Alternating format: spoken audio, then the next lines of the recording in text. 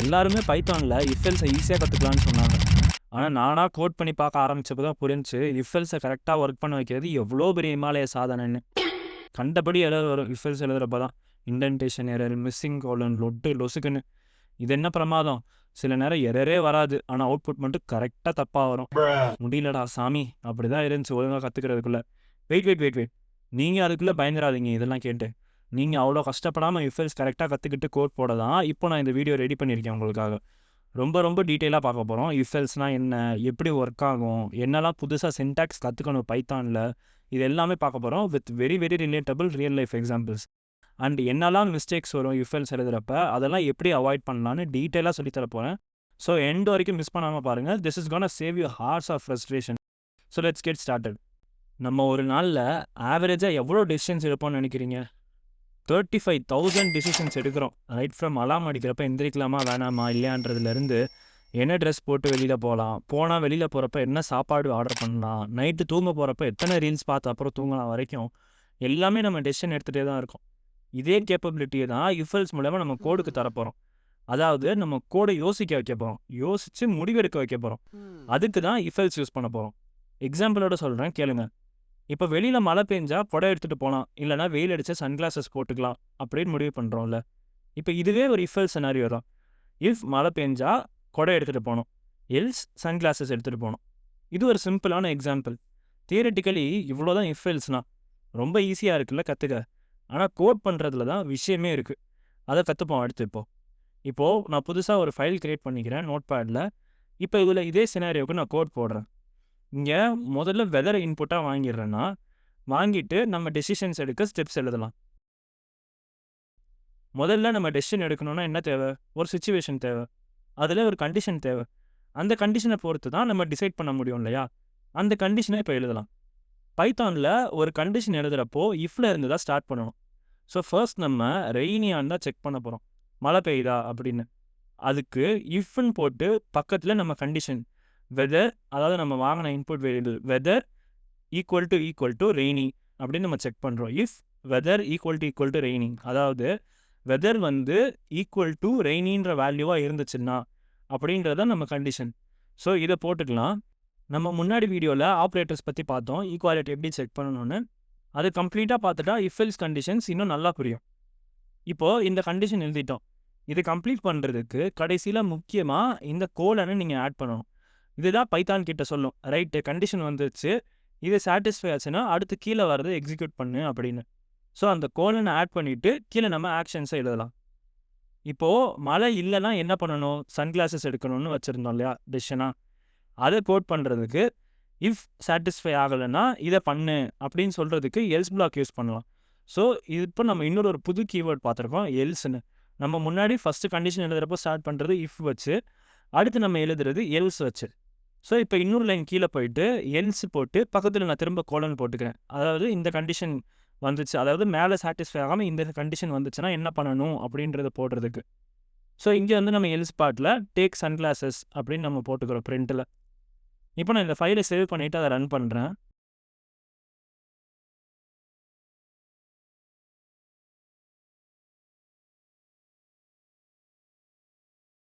என்ன இண்டென்டேஷன் எரரா?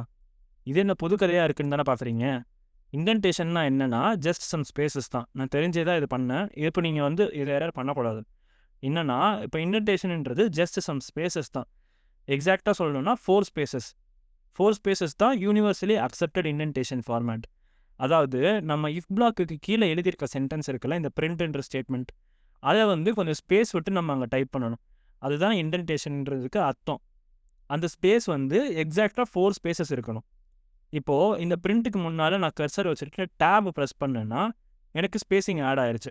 அதாவது எக்ஸாக்டாக 4 ஸ்பேசஸ் இருக்கும் நீங்கள் கவுண்ட் பண்ணி பார்த்தீங்கன்னா. இப்போது நம்ம இங்கே இண்டென்டேஷன் ஆட் பண்ணியிருக்கோம் இஃப் பிளாக்கில், இதே மாதிரியே நம்ம எல்ஸ் பிளாக்குக்குள்ளேயும் ஆட் பண்ணணும். இப்போ ரெண்டுலேயும் ஸ்பேஸிங் ஆட் பண்ணிவிட்டு கோடை ரன் பண்ணுறேன். இப்போ எனக்கு இன்புட் கேட்குது கரெக்டாக. நான் ரெய்னினே கொடுக்குறேன். இங்கே பாருங்கள், மேஜிக் பண்ண மாதிரி அம்ப்ரெல்லா ஆகிடுதுன்னு சொல்லிடுச்சு. மேஜிக்லாம் ஒன்றும் இல்லை, நம்ம எழுதின கண்டிஷன் தான். ஆனால் எப்படி திங்க் பண்ணி சொல்லுது பார்த்தீங்களா? நம்ம தான் நம்ம ஸ்கிரிப்டுக்கு அந்த பவரே கொடுத்துருக்கோம், யோசிச்சு டெசிஷன் எடுக்கிற பவரை. எல்லா இடத்துலையும் ஒரு எல்ஸ் பிளாக் போடணும்னு தேவையில்லை. இப்போ நம்ம எல்ஸ் இல்லாமையுமே நம்ம கொடுக்கலாம். இப்போ நான் கோடில் வந்து இந்த எல்ஸ் பிளாக்கை கம்ப்ளீட்டாக ரிமூவ் பண்ணிட்டேன்.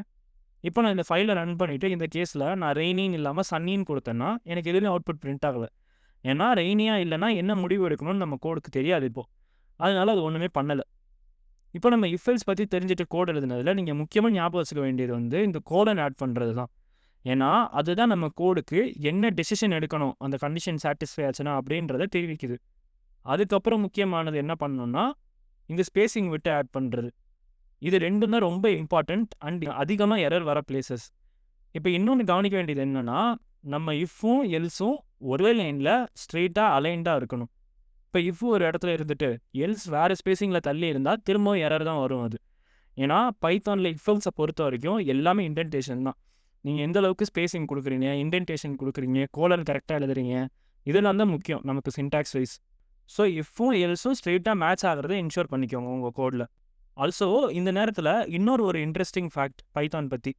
நீங்கள் மற்ற லாங்குவேஜஸ் யூஸ் பண்ணியிருந்தா இன்னும் உங்களுக்கு நல்லா ரிலேட் பண்ணிக்க முடியும். Unlike Java, C or C++, பைத்தானில் செமிகாலனே கிடையாது. ஒவ்வொரு லைன் எண்டிங்லையும் செமிகாலன் போட்டு ஃபினிஷ் பண்ணணுன்ற அவசியமே இல்லை. இப்போ நம்ம பார்த்து கோலன் அண்ட் அந்த ஸ்பேசிங் தான். அதுக்கு பதிலாக சின்டாக்ஸ் வைஸ் பைத்தானில் நம்ம முக்கியமாக கவனிக்க வேண்டியது. மற்றபடி இந்த செமிகாலன் போட்டு லைன் ஃபினிஷ் பண்ணணும், கண்டிஷன்ஸ்க்கு வெளியே பராந்தசிஸ் போடணும், அப்படிலாம் எதுவும் தேவையில்லை. அந்த மாதிரியான ஸ்ட்ரிஞ்சன்ட் ரூல்ஸ் எதுவுமே பைத்தானில் கிடையாது. ஓகே, இப்போ பேக் டு இஃப் எல்ஸ். நம்ம பார்த்த எக்ஸாம்பிளுக்கே திரும்ப போகலாம். நம்ம மழை பெஞ்சா அம்ப்ரலா எடுக்கணும்னு இருக்குது. ஆனால் இப்போ துணி வெளியே இருக்குது. அது எடுக்கணும்னா எங்கே ஆட் பண்ணுறது அதை அப்படின்னு யோசிச்சிங்கன்னா அதையும் இந்த இஃப் பிளாக்கு கீழே ஆட் பண்ணிக்கலாம். ஸோ இங்கே நான் வந்து எக்ஸ்ட்ரா ஒரு பிரிண்ட் ஸ்டேட்மெண்ட் போட்டுக்கிறேன். ஸோ ஒரு இஃப் பிளாக்குக்குள்ளே ஒரு சென்டென்ஸ் ஒரு கமாண்ட் தான் இருக்கணும் அப்படின்லாம் கிடையாது. உங்களுக்கு எவ்வளோ ஆக்ஷன்ஸ் பண்ணணுன்னாலும் எல்லாத்தையுமே ஆட் பண்ணிக்கலாம். இப்போ பார்த்தீங்கன்னா நம்ம எழுதின கோடில் ஒரு பிரச்சனை இருக்குது. என்னன்னு சொல்கிறேன். இப்போ இந்த ஃபைலை திரும்ப ரன் பண்ணுறேன்னா வெதர் ரெய்னின்னு கொடுக்குறேன், அம்ப்ரலா எடுக்கணும்னு வருது கரெக்டாக. சன்னின்னு கொடுக்குறேன், சன்கிளாஸஸ் எடுக்கணும்னு வருது, அதுவும் ஓகே. இப்போ நான் க்ளவுடின்னு கொடுக்குறேன், அப்போயே சன்கிளாஸஸ் எடுத்துகிட்டு போகணுன்னு சொல்லுது. சரி இல்லையே. சரி, ஒருவேளை ஸ்னோவின்னு கொடுப்போம், அப்போயும் சன்கிளாஸஸ் எடுக்கணுமா? ஏதோ தப்பாக இருக்கே, நம்ம கோடு ஏதோ தப்பு பண்ணுது அப்படி தானே உங்களுக்கு தோணுது. But not really. ஏன்னா இப்போ அதுக்கு இருக்க அறிவுக்கு ரெய்னியாக இருந்தால் ஸ்பெசிஃபிக்காக என்ன பண்ணணும்னு சொல்லியிருக்கோம். ஆனால் மற்ற கண்டிஷன்ஸ்க்கு நம்ம ஜென்ரலைஸ் பண்ணிட்டோம் இல்லையா எல்ஸ் பிளாக்ல. அதாவது ரெய்னி இல்லாத எல்லா நேரத்துலையும் சன்கிளாஸஸ் எடுக்கணும்னு சொல்லியிருக்கோம். பட் அது சரியில்லை. வெயில் அடித்தா சன்கிளாஸஸ் எடுக்கணும், ஓகே. பட் ஸ்னோரியாக இருந்தால் பூட்ஸ் போடணும், இல்லை க்ளவுடியாக இருந்துச்சுன்னா ஒரு ஜாக்கெட் வச்சுக்கணும், அப்படி தானே இருக்கணும். ஸோ இந்த லெவல் டீட்டெயில் அச்சீவ் பண்ண தான் நம்ம எக்ஸ்ட்ரா கண்டிஷன்ஸ் ஆட் பண்ணணும். ஸோ ஒரு இஃப் யூஸ் பண்ணி நம்ம ரெய்னி மட்டும் செக் பண்ணுறோம். இதுவே நம்ம மல்டிபிள் வெதர் கண்டிஷன்ஸ் செக் பண்ணுறதுக்கு என்ன பண்ணலாம்னா இன்னொரு புது கீவேர்ட் யூஸ் பண்ணலாம். அதுதான் எல்இஃப் அப்படின்ற ஒரு கீவேர்ட். ஸோ எல்இஃப்னா என்னென்னா எல்ஸ் இஃப், இதோட அப்ரிவியேஷன்னா எல்இஃப், ELIF. ஸோ இந்த இடத்துல நம்மளோட மற்ற கண்டிஷன்ஸ்க்கு எல்இஃப் வச்சு கோட் பண்ணிக்கலாம். ஸோ இங்கே பார்த்தீங்கன்னா இஃப் வெதர் ஈக்குவல் டு ரெய்னிக்கு நம்ம ஆல்ரெடி வச்சுருக்கோம். நம்ம மற்ற வெதர் கண்டிஷன்ஸ்க்கு என்ன பண்ணணுன்றது ஸ்பெசிஃபிக்காக ஆட் பண்ணிக்கலாம். எல்இஃப் போட்டுட்டு வெதர் ஈக்குவல் டு க்ளவுடியாக இருந்துச்சுன்னா keep a jacket just in case அப்படின்னு நம்ம ஒரு ஸ்டேட்மெண்ட் ஆட் பண்ணிக்கிறோம். நெக்ஸ்ட்டு சன்னிக்கு நமக்கு தெரியும் டேக் சன்கிளாஸஸ் அப்படின்றது, அதையும் எல்இஃப் போட்டு ஆட் பண்ணிக்கலாம். இப்போ ஸ்னோவியாக இருக்குன்னா அதுக்கு வேர் ஜாக்கெட் அண்ட் பூட்ஸ் அப்படின்னு சொல்லிக்கலாம். இப்போது நம்ம எக்ஸ்ட்ரா 3 கண்டிஷன்ஸ்க்கு ஸ்பெசிஃபிக்காக எப்படி டெசிஷன் எடுக்கணும்னு சொல்லி கொடுத்துட்டோம் நம்ம ஸ்கிரிப்டுக்கு. அது கூடவே லாஸ்ட்டில் ஒரு எல்ஸை வந்து பேக்கப்பாக போட்டுக்கலாம். அதாவது எதுவும் இல்லைன்னா ப்ரிப்பேர்டாக இருக்கணும் எப்படி வெதர் மாறினாலும் அப்படின்றத சொல்கிறதுக்காக. இப்போ திரும்ப நான் இந்த ஃபைலை ரன் பண்ணிவிட்டு க்ளவுடின்னு கொடுத்தா அதுக்கேற்ற டெசிஷனை சொல்லுது, keep a jacket just in case அப்படின்னு. இதுவே ஸ்னோவின்னு கொடுத்தா அதுக்கேற்ற மாதிரி சொல்லுது, வேர் ஜாக்கெட் அண்ட் பூட்ஸ் அப்படின்னு. எதுவுமே இல்லைன்னா not sure just be prepared அப்படின்றது கரெக்டாக வருது. ஸோ இப்போ இன்னும் தெளிவாக டெசிஷன் எடுக்குது நம்ம கோடு. இப்போ இன்னும் கொஞ்சம் யோசிக்க வைப்போமா நம்ம கோடை. ஃபார் எக்ஸாம்பிள் மழை பெய்யுறது காலையில் பெஞ்சால் கொஞ்சம் சமாளிச்சிடலாம். ஆனால் நைட் டைம்னா ரொம்ப ஜாக்கிரதையாக போயிட்டு வரணும்ல. நம்ம கோடுக்கும் அதை சொல்லிக் கொடுப்போம். அதுக்கு முதல்ல மார்னிங்காக நைட்டான்றது வந்து நம்ம ஸ்கிரிப்டுக்கு தெரியணும். ஸோ அதுக்கு என்ன பண்ணணும்னா அதை வந்து இன்புட்டாக வாங்கணும். ஸோ இப்போ அதுக்கு எக்ஸ்ட்ராவாக நம்ம வெதர் ரெய்னின்ற கண்டிஷனுக்குள்ளே அந்த டைம் ஆஃப் டே வந்து இன்புட்டாக வாங்கிக்கலாம். So time of day is equal to இன்புட்னு கொடுத்து is it morning or evening அப்படின்னு யூசர்டே நம்ம இன்புட் கேட்டுக்கலாம். ஆனால் இங்கே ரெய்னியாக இருந்து அதில் மார்னிங்காக இருந்தால் அந்த கண்டிஷனுக்கு எழுதணுமே. அதாவது முதல்ல ஒரு கண்டிஷன் சாட்டிஸ்ஃபை ஆகிட்ட அப்புறம் அதில் இப்போ பிரான்ச் கிரியேட் ஆகுது. அதுக்கு என்ன பண்ணலான்னா நம்ம நெஸ்டட் இஃப் எல்ஸ் யூஸ் பண்ணலாம். இது ஒரு புது கான்செப்டாக இருக்குல்ல, டீட்டெயிலாக சொல்கிறேன்.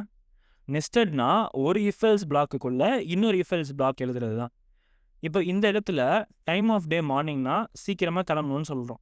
அதுக்கு நம்ம வெதர் ஈக்குவல் டு ரெய்னிக்குள்ள அந்த டைமை வந்து நம்ம முதல்ல இன்புட்டாக வாங்கிடலாம். வாங்கிட்டு இந்த இஃப் பிளாக்குக்குள்ள நம்ம இன்னொரு இஃப் பிளாக் எழுத போகிறோம். ஸோ பார்த்தீங்கன்னா இப்படி எழுதுறதுக்கு பேர் தான் நெஸ்டட் இஃப் எல்ஸ்னு அர்த்தம்.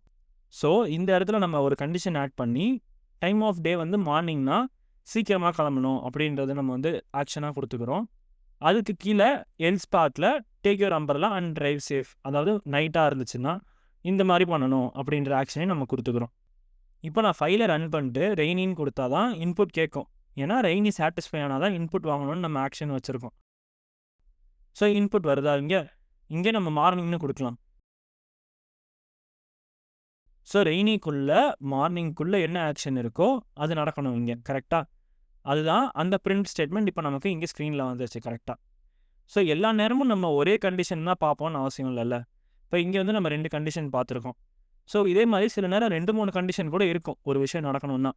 நம்ம ஆப்ரேட்டர்ஸ் எக்ஸாம்பிளில் பார்த்தோம் மல்டிபிள் கண்டிஷன்ஸை வந்து எப்படி கம்பைன் பண்ணலான்னு.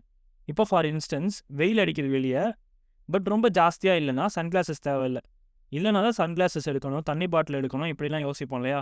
இதே கோடாக போடலாம். முதல்ல நம்ம அதுக்கு வந்து டெம்பரேச்சர் நமக்கு இன்புட் வேணும். ஸோ அதை வந்து இன்புட்டாக வாங்கிக்கலாம். அது வந்து ஒரு நம்பராகவே எடுத்துக்கலாம். Input of enter the temperature in Celsius அப்படின்னு கொடுத்துப்போம். நம்ம சன்னி கண்டிஷன்ஸ்க்கு தான் இப்போ எக்ஸ்ட்ராவாக ஒரு செக் பண்ண போகிறோம்.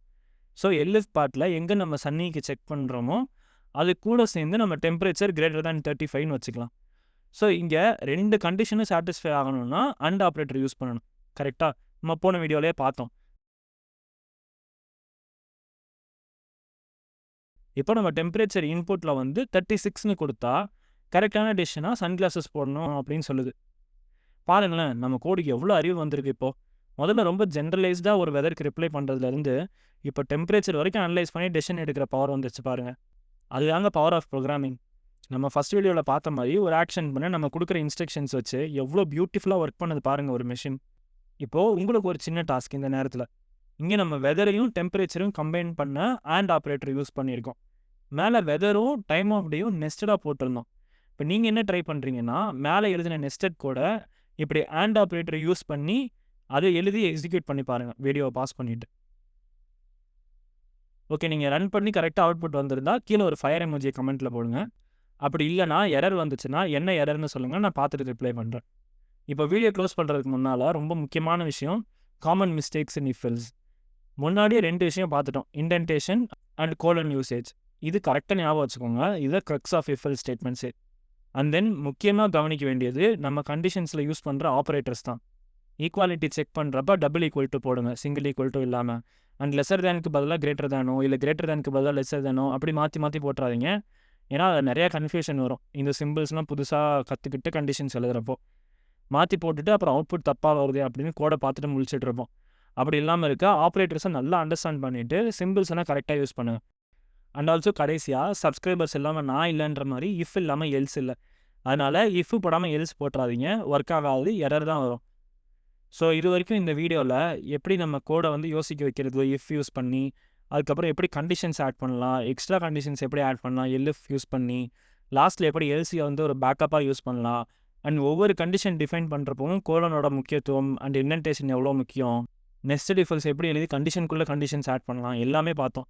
கண்டிப்பாக நீங்களாக கோட் பண்ணி எக்ஸிக்யூட் பண்ணி பாருங்கள். அப்போ தான் இஃப் எல்ஸ் மட்டும் இல்லை, எந்த கான்செப்டாக இருந்தாலும் இன்னும் பெட்டராக அண்டர்ஸ்டாண்ட் ஆகும். So hands on must. அதுக்கு ஹெல்ப் பண்ணுற மாதிரி இப்போ நான் ஸ்க்ரீனில் காட்டுற கோடுக்கு என்ன அவுட்புட் வரும் நீங்கள் கெஸ் பண்ணி சொல்லுங்கள். தெரியலன்னா ரன் பண்ணி பாருங்கள். கரெக்டாக ஆன்சர் பண்ணுறவங்களுக்கு நெக்ஸ்ட் வீடியோவில் நான் ஒரு ஷவுட் அவுட் கொடுக்குறேன். And that's it for if else. இன்னொரு இன்ட்ரெஸ்டிங் பைத்தான் டாப்பிக்கோட நெக்ஸ்ட் வீடியோவில் உங்களை பார்க்குறேன். Until then see you.